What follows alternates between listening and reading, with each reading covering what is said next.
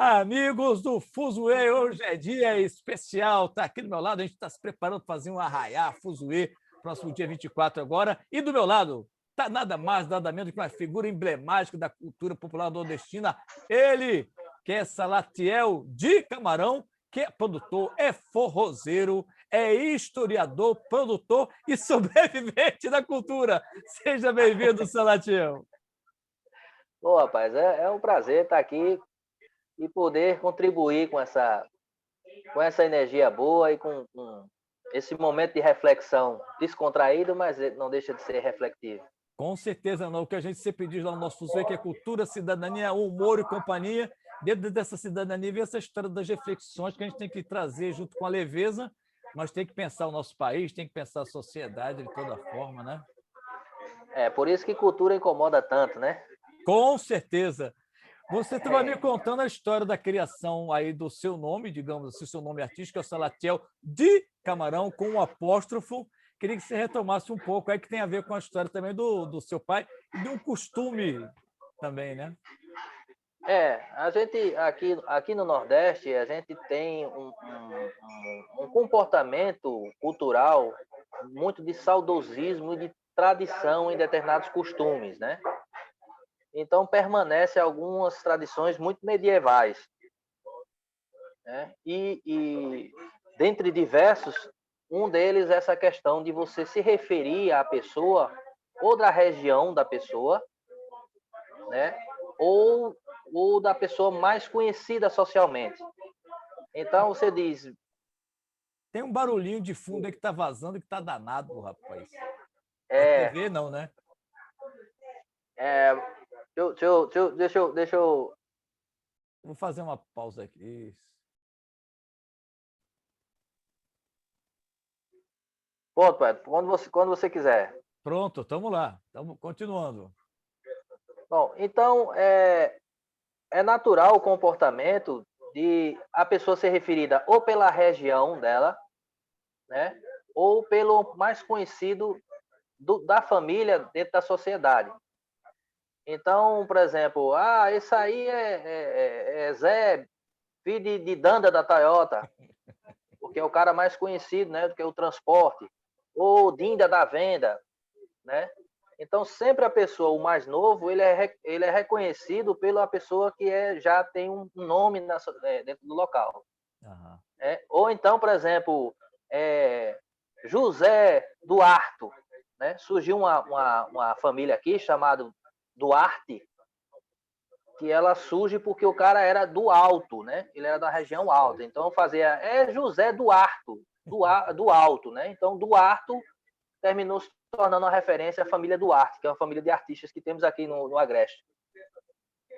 E você, filho de uma grande figura aí, mestre Camarão. Aí já ficou Salatiel de Camarão, né? Assim, era muito. Até ele falava comigo sobre isso, né? Porque era 70 anos, né? Então o nome dele chegava primeiro do que eu em qualquer lugar. Inclusive em locais que não tinha nada a ver, assim. Eu ia tocar com orquestra, né? Ia tocar, inclusive eu trabalhei com artistas da MPB, né? Como Calbi Peixoto, como Moacir Franco, Eita. mas o pessoal só me conhecia como Camarão. Porque meu pai trabalhou muito tempo em rádio, né? E eles conheciam ele, né? Então era sempre Camarão, Camarãozinho, filho de Camarão, então não teve outra, né? Não teve jeito, teve uma hora que teve que carregar para o nome. Você, rapaz, que é o historiador, é bom porque você faz essa mistura não só do lado artístico, mas também do cara que pesquisa, né, a história. E tem uma música sua que é o Forró pra Frente. Não é isso? Você gravou? É, essa, essa música é de Valmir Silva, né? É um coquista, Aham. né? Lá de Caruaru, da época de Azulão, da época do meu pai, né?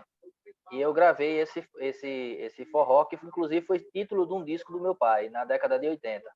Pois é, eu queria que você fizesse assim, uma espécie de análise, né, entre essa, digamos, tensão entre a tradição e a atualização da cultura popular. Como é que você vê essa questão?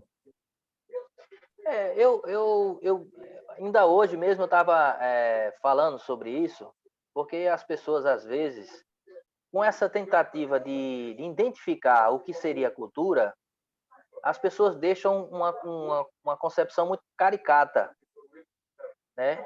E enxerga a cultura como uma coisa estática, né? Cultura, ela é uma construção humana, né? Aí deixa eu só...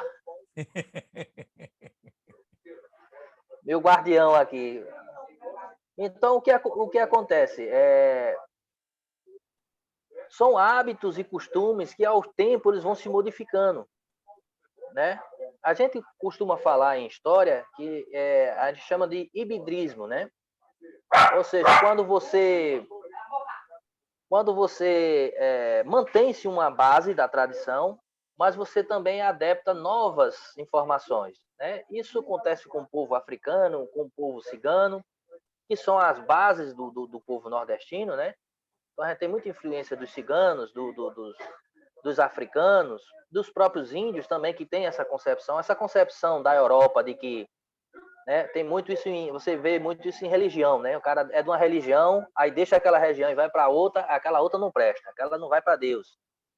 Agora é que é a de verdade, agora é que essa aqui é que, né? A outra não era. E esse tipo de cultura, ela enxerga que você tem uma tradição, mas você absorve informações novas.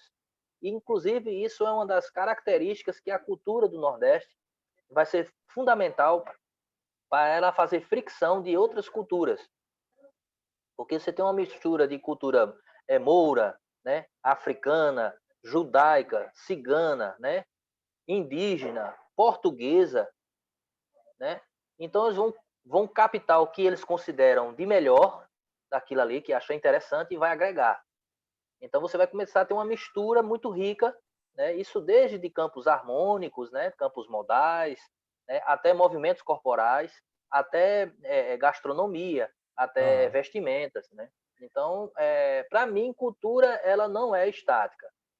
Então, é natural que com o processo histórico, né, as pessoas elas comecem a absorver aquela tradição, mas também ela tem o seu próprio capital humano. Por isso que eu justifico que uma pessoa que é urbana, ela não vai cantar, né? Ela não vai cantar uma vivência que ela não teve. O cara não vai falar de vaquejada, o cara não vai falar de caatinga, não vai falar de seca, porque aquilo não pertence a ele. Ele vai falar de condições, situações, necessidades urbanas, como aconteceu com o Alceu Valença, com o Elba Ramalho, com o Djavan, né? Foram pessoas que têm o seu lado ancestral, mas aí eles teve outras necessidades e outros pontos de vista artísticos, né? Não permaneceu cantando repente. Aham. Ou seja, você está dizendo que dá para ter um bom diálogo, que o caminho é múltiplo, né? Tem pessoas que estão lá fazendo a cultura de raiz, que é importante, mas, ao mesmo tempo, a contemporaneidade vai trazendo novos desafios, né? Novas cenas, e que está tudo certo. Se é humano, né, é natural Vivo. essa A cultura questão, está né? viva, né? A gente basta fazer uma analogia a gente aqui, garoto, as certezas que nós tínhamos como garoto, as bandas que a gente gostava, né? Os eventos que a gente gostava. Hoje, se você for refletir, você vai dizer, pô, eu não tenho coragem, não, essa aí não dá mais para mim, não, eu não vou fazer isso. Já vai escutar bandas que você não gostava, já vai dizer, pô, essa banda tem um lado interessante, tem um lado que eu não vi naquela época. Aham. Né? E isso é culturalmente construído, que nós chamamos de capital humano. A cultura também é a mesma coisa. A cultura ela desenvolve, porque a cultura é uma criação do homem. As pessoas têm uma vez uma visão preconceituosa do que seria a cultura. Falando especificamente de festas juninas, esse período junino, a gente aqui no Sudeste, pelo menos, talvez até por questões espaciais, geográficas também, a gente perdeu, acho que um pouco da chama, daquela coisa mais espontânea, né, das festas juninas, de pular fogueira, balão é proibido, está certo de ser proibido, porque pode causar diversos acidentes e tal. Mas eu queria que você falasse um pouco desse caminho da tradição, e como é que você está vendo também aí. Eu sei que, obviamente, no Nordeste, principalmente, já tem uma disputa, tem uma rixa entre Caruaru e Campina Grande, que mantém muito vivo, mas mais próximo do centro urbano, se você sente que essa questão também da geografia vai alterando um pouco, ou se não, quais são os caminhos. Como eu disse, eu quando cresci, garoto, eu vinha quadrilha na minha rua, quadrilha boa de São João, que outras quadrilhas a gente continua vendo até hoje, mas tinha quadrilha de São João e fogueira. Agora isso é raro, né? A gente tem duas vertentes, na realidade, né? A gente tem esse processo de evolução cultural, né, que é um processo natural, e nós temos um processo de intervenção, principalmente na década de 80, quando as instituições governamentais começam a interferir nesse processo. Né? Eles já começam a interferir de uma forma informal, mas depois, através da Constituição Federativa Brasileira, eles começam a fazer dentro das legalidades. O que acontece? O São João sempre foi uma festa de comunidade, onde as pessoas nos seus bairros, nas suas ruas, nos seus sítios, faziam aquele processo natural. Né? É uma festa milenar, né? Essa é uma festa que vem desde dos camponeses, né? Portugueses, que traz toda uma tradição, digamos, pagã, e depois vai ser adaptada pela Igreja Católica, né? Ela vai fazer uma adaptaçãozinha ali, mudar os nomes dos deuses para os nomes dos santos, né? Muito empreendedora, né? A Igreja Católica sempre foi muito empreendedora. Então, ela pega uma tradição, né, milenar e ela transforma de acordo com seus interesses. E essa cultura vai ser espalhada por todos os outros continentes. Então, aqui era muito comum esse tipo de coisa, de as pessoas fazer a festa, a população fazer a festa. Quando entra o governo, né, aí começa a ter intervenção, a festa ela se torna evento. Né? A língua portuguesa é interessante porque muitas vezes as pessoas pensam que as palavras têm o mesmo significado, né? Por exemplo, o igual é a mesma coisa, né? A mesma coisa é carro e automóvel, né? Iguais, por exemplo, dois gêmeos são iguais, mas não são a mesma coisa. A mesma coisa é uma festa tradicional e um evento. Então começa a ter uma intervenção e começa a ter certos interesses em cima, certo? Interesses políticos, lícitos e ilícitos, né? E aí eles começam a ver isso como um mercado. E aí trazem uma cultura chamada de cultura cultura em massa, que o objetivo é desconstruir a cultura que está da região e trazer o seu produto. É o que acontece hoje. Então, o cara que está lá no Sudeste, o cara que está aí no Sudeste, tá, o cara sai daí para vir para Caruaru, para vir para Campina Grande, para ver a cultura da região, que chega lá, tá a Bruno e Marrone cantando. Então, o cara, pô, sair de lá para ver, né? Para ver Bruno e Marrone aqui, para ver Fábio Júnior, né? Descaracterizou, né? A mídia e a indústria cultural, ela descaracterizou, porque o objetivo dela é predominar o produto dela. Você, aliás, usou essa palavra aqui, eu acho que é a palavra que faz o marco dessa transição, dessa mudança, que é essa aí, produto, né? Sim.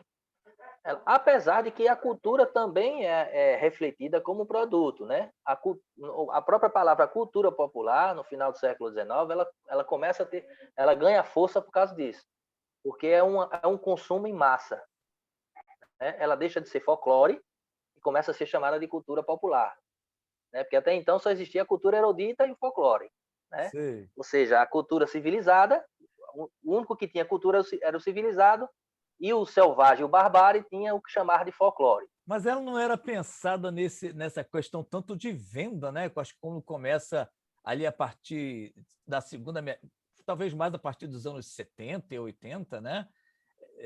Você que é o historiador, mas me parece que essa questão do produto, que os próprios artistas, inclusive, começam a falar do seu próprio trabalho, assim, o nosso produto, né? É uma coisa interessante. Há uma assimilação dessa... Quando o artista, principalmente o brasileiro, ele percebe que ele não é um semideus, né, grego, né, e ele percebe que aquilo é um comércio.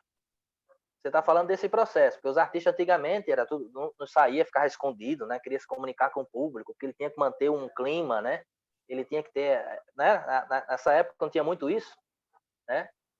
Depois, com a questão empreendedora, os caras não, começam a aparecer, fazer internet, não sei o quê, fazer um bocado de coisa, e começa a perceber que quanto mais ele se conectar com o público, né, melhor é o mercado. Mas eu estou falando do processo da indústria cultural no final do século XIX, chegando para o século XX aqui. Né? Quando começa a chegar a indústria fonográfica, né? E aqui vai chegar um austríaco que vai vir vai ser a primeira gravadora no Brasil, que é chamada de Casa Edison, que vai se transformar depois na Odeon, né? Esse cara é que vai construir todo um processo técnico, né? Que é o Friend, né? Ele vai criar ele vai analisar os artistas, vai catalogar, vai negociar contratos com esses artistas, vai negociar contratos com bandas de música, como a banda do Corpo de Bombeiro do Rio de Janeiro, né? Então ele vai criar toda uma estrutura mercadológica que depois começar a vir outras empresas pequenas para cá. E aí isso vai alterar desde o timbre dos instrumentos que vai gravar até o tempo da música brasileira, que a música brasileira era maior, né? Ela vai ter que ser cortada para dar justamente o tempo exato dos 78 rotações, né? Então tem todo um processo mercadológico que vai ser construído aí. Quando se percebe que o consumo, para consumir, né, para ser vendável, a música popular ela tem mais público do que a música erudita, ela cai em declínio. Né? É tanto que é um músico, é um violonista cello que vai criar o vinil. Porque até então não se gravava música erudita, né? Porque não cabia no 78 rotações.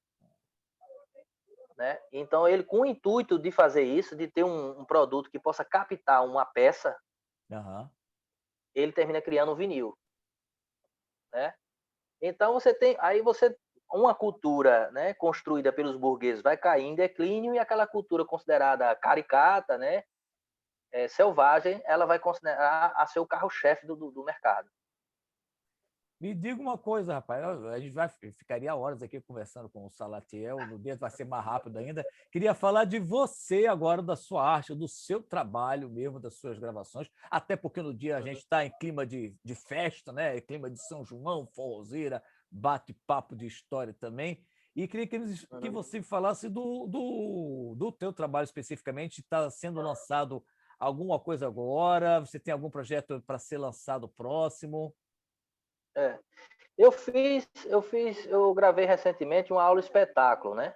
Onde eu falo sobre essa questão da produção fonográfica, né? Da influência da indústria fonográfica nos gêneros considerados pertencentes ao estilo musical forró. Então eu falo do baião, falo do forró, falo do chachado, né? Vai fazer essas diferenciações também, né? Vou dizendo em que momento surgiu, como foi, quem foi as pessoas fundamentais para codificar, né, a cultura popular e se transformar num produto industrial, né, fonográfico, né, o Luiz Gonzaga, o Jacques do Pandeiro, esse pessoal.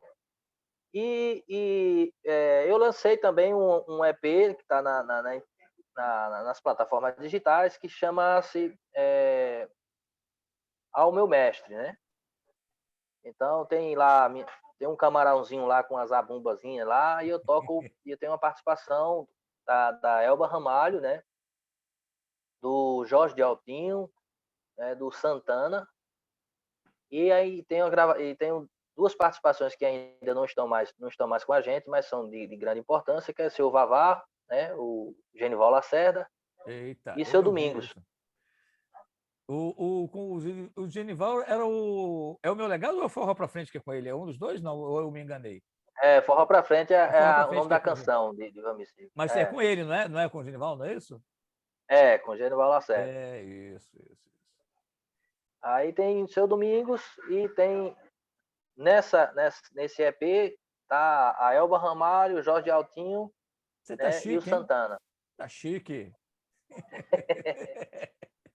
Jorge Altinho é um compositor e cantor, aí, sobretudo no Nordeste, muito prestigiado e reconhecido de grande popularidade. Né? Aqui para o Sudeste, ele talvez não tenha a mesma visibilidade, mas aí é um negócio, e compositor de sucessos gigantes. Deu uma travadazinha, né? aqui.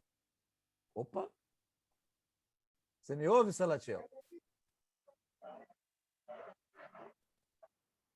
Se Salatiel me perdeu ou não. Me ouve, Salatiel? Agora deu uma travadazinha, mas agora voltou. Voltou. Eu estava dizendo que Jorge de Altinho sobretudo aí no Nordeste, é um nome de enorme sucesso, de muito prestígio e popularidade, né? Ele teve muitas músicas de sucesso, né? E ele trouxe que alguns consideram uma roupagem nova, né, para o forró, Isso. né? Então na realidade, ele trouxe influências de outros gêneros para o forró. No meu ponto de vista, musicólogo, no caso, seria isso, né? Então, por exemplo, ele trouxe gêneros em quaternário e colocou no forró. Então, ele faz forró em quaternário. Forró em quaternário começou a ser usado com Jorge de Altinho e outros compositores amigos dele. E o forró anterior era binário, né? Ele era fundamentado no estilo declamatório, né? Então ele tinha um processo de construção musical já definido. E aí ele trouxe outro modelo, né? E aí era um cara mais novo na época, né, e tal. Então trouxe um clima de menudo do forró, né? Menudo do forró é ótimo. E Aí participação especial também de Elba Ramalho, que em termos de forró, as pessoas pensam em forró, pensam em Alceu e Elba, né? Muito, assim, em termos de grande popularidade. Elba é uma veterana, né, que conviveu com os grandes mestres, né? Ela tem tanto seu lado singular, né, sua forma de fazer o forró, mas também conhece o ancestral, né? Sem dúvida, gravou de todo mundo aí, gravou de Jacques do Pandeiro, Luiz Gonzaga, enfim, todo mundo, né? E todos reconheciam ela como discípula, né? É verdade. De Marinês a Jackson, a seu Luiz, reconheceu que ela era uma discípula. Até Alceu também, Alceu, apesar de não funcionar muito bem de juízo, mas também Ai, ai, ai. o Geraldo Azevedo, porque assim, eles não entendiam que os discípulos não tinham obrigação de ser exatamente igual a eles, mas que bebesse da fonte, né? Eu vi uma vez seu Luiz olhar para Gilberto Gil e dizer assim, mas rapaz, esse neguinho devia ser meu filho, né? Entendeu? A admiração que ele tinha, Sim, né? sim, sim. E para uma geração que tocava da forma dele, já não era aquela coisa como ele fazia, já tinha um Sim, jeito diferente, né? O é que a gente acabou verdade. de falar. O que a gente acabou de falar de modernizar a coisa, né? É verdade. Sala... Mas o link ainda entendeu? O link ainda existe, porque Gilberto Gil conhece a cultura nordestina, Profundamente, é. entendeu? Então, eles compreendiam isso. Apesar de ser umas pessoas rústicas, né, pela sua formação mesmo, mas eram pessoas à frente do seu tempo. Jackson, estou falando Jackson, né, Luiz Gonzaga, eram pessoas à frente do seu tempo. Como é que essa questão das festas juninas se... Para a gente fechar essa parte histórica aqui, que a gente ainda tem que gravar um pouquinho, eu sei que daqui a pouco você tem compromisso. Como é que essas festas juninas foram se estabelecendo aqui no Brasil, assim, Salatiel? Porque ele pegou um mês específico, tinha uma conexão específica dessa coisa do forró, digamos, com Santo Antônio, São Pedro, São João, porque hoje a gente olha para isso com naturalidade. Mas se a gente der um passinho para trás, por que São João está ligado com, com fogueira e com quadrilha e tudo mais, né? Isso aí a gente vai lá atrás, né, lá no começo da história, inclusive antes do calendário romano, né? Porque essa era uma festa chamada para uma deusa chamada Juno, né? Uma deusa grega. Então, o dia 24 era o dia de Juno. E tinha vários outros dias que eram em comemoração a ela, porque ela era muito adorada, que ela é considerada a mãe da criação, da família, né? Então, ela tinha uma ligação muito forte. Então, o que aconteceu? A igreja pegou as festas joaninas e começou a fazer um duplo sentido, né? Eu acho que tinha alguém da Globo naquela época na Igreja Católica, da parte de produção, e começou a chamar de festa joanina para festa junina. Mas já havia, então, aqui no território brasileiro essas festas juninas já? Era chamada de Corpo Cristo. Hum. certo? Quando vem de Portugal para cá, era chamada de Corpus Christi. Então, era uma festa em homenagem, né? Era uma festa em homenagem no período dos camponeses, porque os camponeses, na realidade, os sabatas, né? Os celtas, o pessoal, até inclusive os índios, né? Aqui em 1600, você tem um relato de um padre falando da identificação que os índios tinham com a festa de São João. Mas não era porque era a festa do São João, era porque era uma festa semelhante à que eles faziam em comemoração, né, em agradecimento aos deuses pela questão do plantio, da colheita, né? Sim. Então, várias regiões, de astecas a incas, o Egito, a Mesopotâmia, né, a Grécia, então, os povos que vinham da agricultura, eles agradeciam às entidades que eles acreditavam pelo alimento. Mas a incorporação, por exemplo, dessa coisa da quadrilha, do sanfoneiro, isso aí já está presente a partir de quando aqui? Você sabe? Olha, no século XVIII, você já tem atividades na região norte de Portugal, onde você vai ter rabeca, né? Você vai ter viola, você vai ter o chamado de bandaleon, a sanfona diatônica, né? Sim. Que a gente chama de oito baixo, pé de bode, né? Já existia naquela região, né? Só que tocava outros gêneros musicais. Quando esse pessoal, em 1888, começa a vir grupos familiares para colonizar a região Nordeste, né? Para vir para povoar aquela região ali, então o que vai acontecer? Esse pessoal, eles não vão vir só. Eles vão vir com suas tradições, com suas culturas, né? Então, quando chega aqui, eles vão ter um contato com novos grupos, que são os indígenas, né? Então, essa cultura ela começa a se misturar com outras culturas e aí começa a ter uma particularidade própria. E aí é o que que a gente vai chamar da cultura ancestral do Nordeste.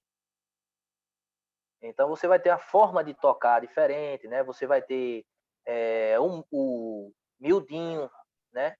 Que é o descendente do corridinho de Portugal, que depois vai ser chamado de forró. Né? Você vai ter várias manifestações culturais que, com o tempo, elas vão se adaptando e vão criando, por exemplo, o baile, né? O baile era uma comemoração que se fazia para ir trabalhar no campo. Vai dar origem à palavra baião, que vai ser nome no Brasil de uma divisão rítmica, de uma frase rítmica que se usava muito no Congo. Então, aquela pum, pum, bum, pum, pum, bum, pum, pum, bum, vai ser chamado de baião. Né? E com o passar do tempo, vai se tornar um gênero musical. Né? Ele vai ter um processo histórico e vai se encontrar com várias outras culturas e aí é como um processo de um bolo. Né? Digamos que os ingredientes são as matrizes. Né? As redondilhas em menores, né? Sextilhas, né? Os campos harmônicos, lídio, mixolídio, lídio bemol, são todos ingredientes. A divisão rítmica, né? Do lundu, né? E depois vai fazendo os bolos. E aí você vai tendo coco, você vai ter baião, você vai ter uma diversidade de ritmos imensa. E a festa, como a gente conhece mais ou menos delineada, né, enquanto essas coisas de fogueira, de um forrozinho, de uma sanfona em torno ali, e estou dando essa virada para o século XIX, final do século XIX, 1890, para início do século XX, já é isso? Embora você tenha contado, lógico, que tem toda uma tradição que vem desde a deusa Juno, a deusa romana, que vem atravessando as questões das plantações, das colheitas, etc., que ela se conforma... Todos os simbolismos que nós temos no chamado forró, no São João de tradição, são simbolismos que vão ser adaptados pela igreja. Por exemplo, a fogueira, que era usada para não permitir que os espíritos maus se aproximassem, né? A Igreja Católica vai justificar que aquela fogueira, né, usou uma fogueira com Isabel, que era sua prima mais velha, para quando nascesse São João Batista, que vai ser o homenageado do mês, ela acendesse a fogueira para dizer que estava tudo bem. que o menino nasceu, que ela estava saudável, né? Na época não tinha WhatsApp, né? Não tinha Instagram, então era a fogueira mesmo que resolvia o negócio. Então eles justificam que a fogueira servia para isso, para anunciar, né, a chegada do novo Messias, que ia ser anunciado por São João Batista, né? Aquele processo que São João Batista depois vai reconhecer o Cristo, né? Vai batizá-lo, né? Então eles vão sim fogos, né? Que era para espantar, né? Os maus pensamentos, Boa. Isso é bom. né? O balão, que é para avisar, né, da chegada. Tudo, cada um ele vai ter um simbolismo. Ele vai pegar a cultura que já existia no local e ele vai adaptar a um conto da crença, entendeu? Então, as outras festas que tinham para Juno, aí vai ficar São Pedro, Santo Antônio. Eles vão agregando, né? E aí, com o passar do tempo, as pessoas vão esquecer as crenças anteriores, mas a tradição permanece e agora permanece com uma característica católica. Porque João Batista não tinha nada a ver com esse simbolismo que o São João tem, né? De arrumar um namorado, de simpatia. Pô, João Batista era extremamente radical, né?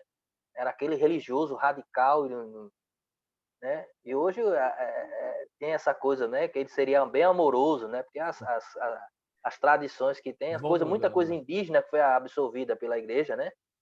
De olhar na bacia, né? De botar uma madeira para a madeira apontar, né? Para o nome do futuro marido, essas coisas.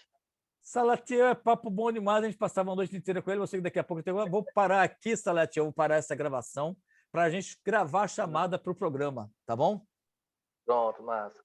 Então a gente agradece aqui muitíssimo a participação do Salatiel de Camarão, que você vê que é papo para madrugadas inteiras, de preferência ali regado com uma cachaçinha, nessa época de frio, quem sabe uma cerveja, quem sabe um vinho, mas enfim, é papo para uma madrugada inteira e vai estar dando canja para a gente também nessa noite agora que vai estar chegando aí, né, Salatiel?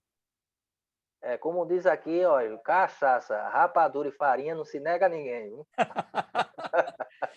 Então a gente vai estar junto com o Salatiel de Camarão aí, que é historiador, é músico, é produtor executivo, e é esse papo bom de madrugada inteira. A gente para por aqui, mas espera todo mundo dia 24 no Arraiá Fuzuê. Obrigado, Salatiel! Eu que agradeço.